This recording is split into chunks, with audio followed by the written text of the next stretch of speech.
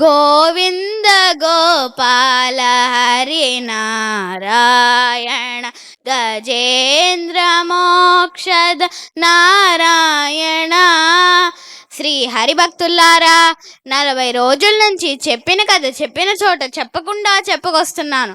అందుచేత కించిత్ గౌత్ర సౌలభ్యానికి అంతరాయం కలిగినట్టు గోస్తున్నది. అందుచేత పాలు మిరియాలు అందిస్తే ఆ పాలు మిరియాలు అందుకోనాయనా.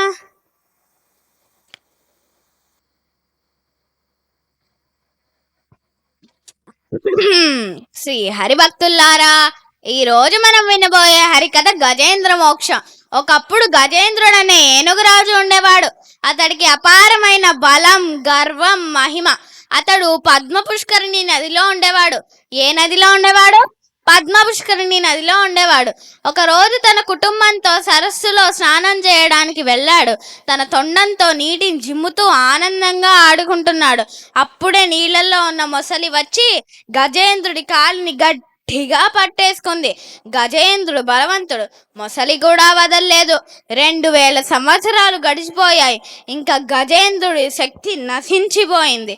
ఇంకా గజేంద్రుడికి అర్థమైంది ఏమిటంటే, నారాయణ శ్రీమన్నారాయణ హరినారాయణ అంటూ లావొక్కింతయు లేదు ధైర్యము విలోలంబయ్యే, ప్రాణంబులంటావుల్ దెవ్వెను మూర్చవచ్చే, తను ఉండే శ్రమం బయ్యడే, నీవే తప్ప ఇహం పరం బెరుగు, మన్నింపుము రక్షింపుము భద్రాత్మిక అని శ్రీమన్నారాయణ్ణి వేడుకొనగా ఆయన వాహనమైన గరుడ వాహనం ఎక్కి దిగి వచ్చి ఆయన ఆయుధమైన సుదర్శన చక్రంతో మొసలి తలను ఖండించి గజేంద్రుడికి ప్రాణభిక్ష పెట్టాడు.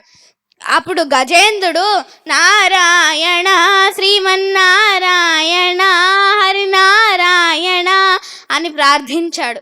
ధన్యవాదాలు.